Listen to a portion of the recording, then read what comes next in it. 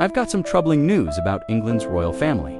The palace hallways have always been full of secrets. But recently, something happened between Queen Camilla and Princess Charlotte that left everyone shaken. Please, let's not look away. Witnesses say voices were raised, tempers exploded, and even the staff froze where they stood. Why did Queen Camilla scream at Princess Charlotte? And how did Prince William react to this? Keep watching to find out. It was supposed to be an ordinary afternoon at Windsor, the Windsor hallways, known for their quiet dignity and stately portraits, had known decades of soft conversation, gentle rules, and measured steps. The East Wing, in particular, held many of those moments. Royal kids being led on tours, staff moving quietly with trays, families gathering for private lunch. That morning, the plan was simple: a family lunch with no red carpets and no grand announcements or guests. Princess Charlotte arrived in a pink dress, soft and elegant, chosen by Princess Catherine to show both innocence and beauty. She moved through the East Wing, greeting staff, curtsying at doors, a child who knew both manners and the heavy walls that framed them. But beneath the polished calm of the large palace halls, a storm had been brewing for months. Princess Charlotte had grown bolder lately. She had asked questions about her grandmother, the late Princess Diana. She had often stopped before portraits and quietly admired them. She said to Catherine just days ago, "Mom, maybe one day I'll wear something like Grandma's." It was an innocent, heartfelt wish, but for some in that palace, too close to the wounds that had never healed. Catherine, ever patient, had allowed these conversations with Princess Charlotte. She believed her daughter had the right to know the woman who helped shape her father's heart. But that decision, it seemed, was about to spark a royal firestorm. Because that day, during what was meant to be a quiet family tea, Camilla heard Charlotte mention Diana's name. What followed would leave everyone in the room speechless. As the young princess made her way around the hallway, Camilla entered the hallway. Escorted on either side by aides, she walked with royal bearing that made her look younger than her age. Her face composed, her smile present, but cautious.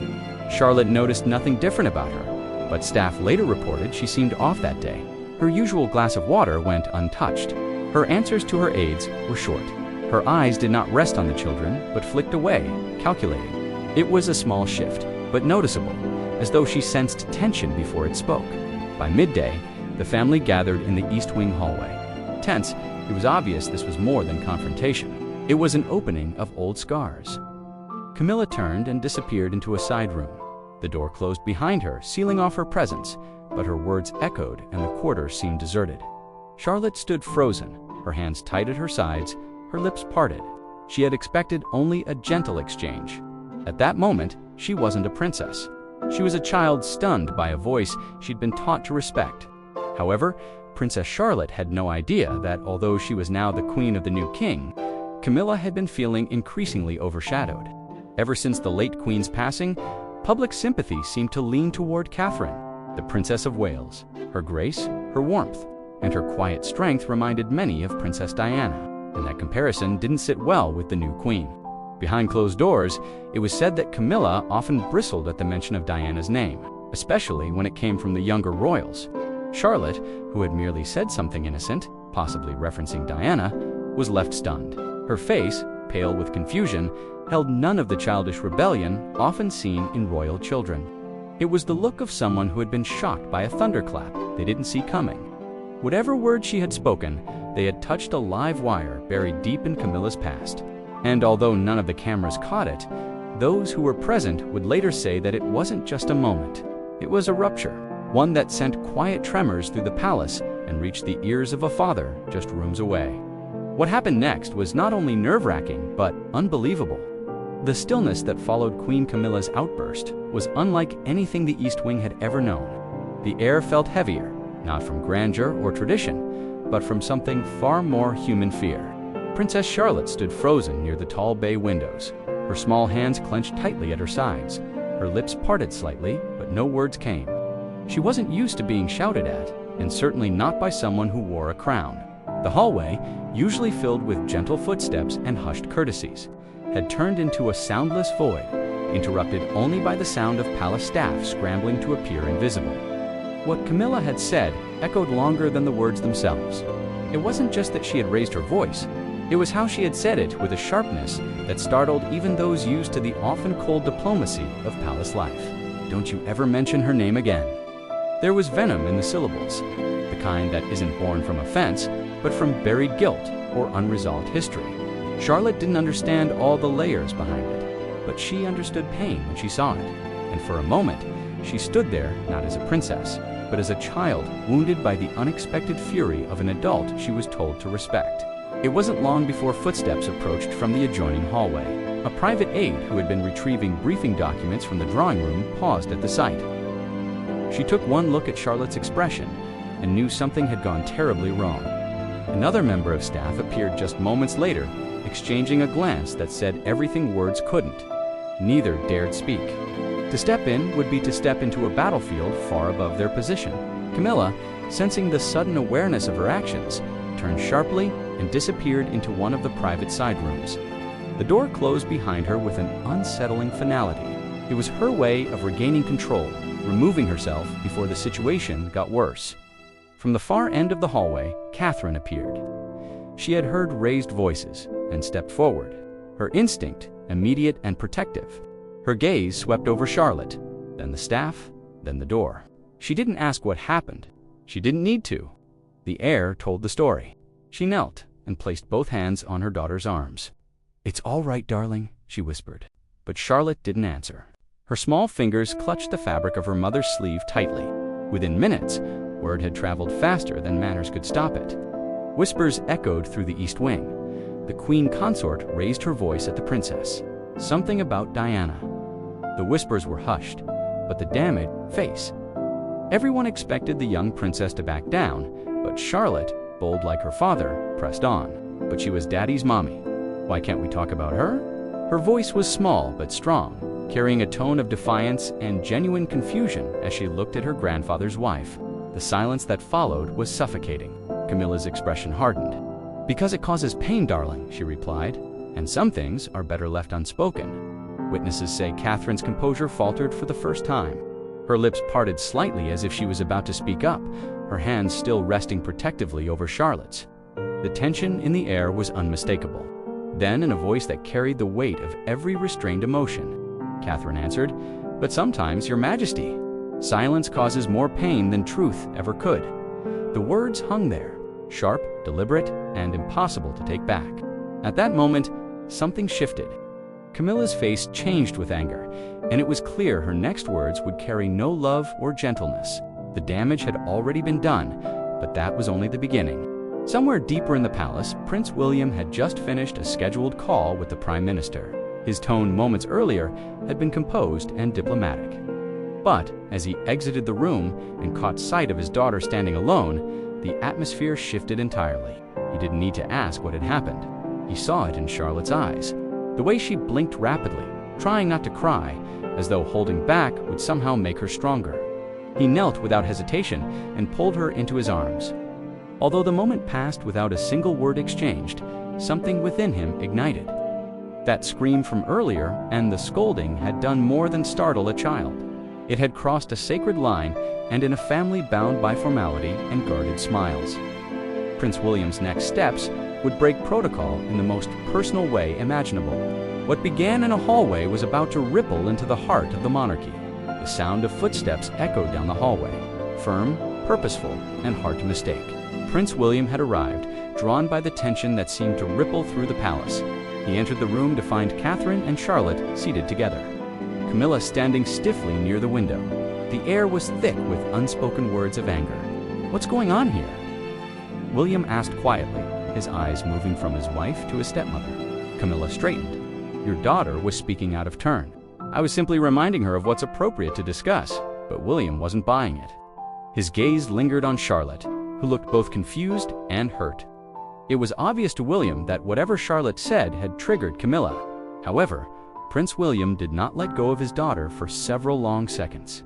He held her as if shielding her from the very walls around them, as if silence itself had betrayed her. When he finally looked into her eyes and asked gently what had happened, Charlotte's voice came out small, barely above a whisper. She didn't cry, she didn't tremble, but the words she spoke would crack the already fragile mask of civility resting over the Windsor household. "I only said I liked Grandma Diana's picture," she murmured, "and that I wanted to wear something like hers when I grow up." At that moment, Prince William's eyes met Catherine's, and in that brief glance, he seemed to understand everything. There it was, the spark that had lit the fuse, a name that still lingered in the palace like a ghost refusing to rest. Princess Diana, a figure of memory, myth, and maternal love. To most of the world, she was the people's princess. To Charlotte, she was simply the grandmother she never got to meet, but who lived in the photographs that decorated the private family wing. There was one portrait in particular where Diana was in a powder blue dress with a smile that seemed to know more. Decision, one that shocked everyone who heard of it. His eyes went back to Camilla, who sat at the table, a glass of water on the table before her, untouched. Her posture was tense, her eyes unfocused, staring at the gardens as though they held her excuse. Why? William's tone wasn't raised, but the weight in it was sharp. "She's 7 years old, and you yelled at her." Camilla inhaled deeply, but didn't meet his eyes. She was talking about Diana, again about her being her grandmother. And William's reply came instantly. "She is indeed her grandmother." Camilla's lips pressed thin. "You don't understand what that name does in this family." The Queen he cut her off. "The Queen respected my mother more than anyone knows. And if my daughter wants to remember her, she will. No one, not even you, will silence that. I'll decide what's appropriate for my children," he continued evenly, his voice low but unyielding. Camilla blinked, taken aback by his show of anger and protectiveness towards his daughter. "William, I didn't mean to raise my voice," but he cut her off. "No, enough." The firmness in his tone was the same one that once defined his late mother. That quiet authority born not of title, but of conviction. For a moment, no one moved. The only sound was the soft ticking of the clock on the mantelpiece. And though no one dared say it aloud, every person in that room knew the line had just been drawn. However, what happened after would take the royal household by surprise. After the confrontation, Camilla retreated to her private quarters, visibly shaken. She had never expected William to defend Catherine so openly, not in front of the staff, not in a moment so raw. Meanwhile, Catherine stayed back with Charlotte, whispering softly to calm her daughter. "You did nothing wrong, my love," she assured her. "Never be afraid to ask about family." That one sentence, simple and plain, carried the weight of his entire lineage and the line he had just drawn in the marble floors of Windsor. But the story wasn't finished. Not yet. Word had already begun to spread. In a palace where whispers moved faster than messengers, it took little time before a senior aide informed King Charles. Later that evening, word of the confrontation spread quietly through the palace halls. Staff members spoke in hushed tones, unsure how long the tension would linger. Behind palace walls, it wasn't just a disagreement. It was a power shift. For years, Camilla had tried to cement her position as queen. But this moment exposed how deeply Diana's shadow still lingered. And for the first time, Catherine's quiet strength had stood in open defiance. William's loyalty to his family was clear. His protectiveness of his wife and children mirrored everything the late Princess Diana once embodied. That night, the palace felt unusually cold. Behind the doors of her private sitting room, Queen Camilla sat alone, a half-finished glass of wine beside her. The confrontation replayed in her mind Catherine's calm defiance, William's unwavering stance, and Charlotte's innocent question. For years, she had fought to be accepted, to move beyond the shadow of her past. Yet one afternoon had undone what took decades to build.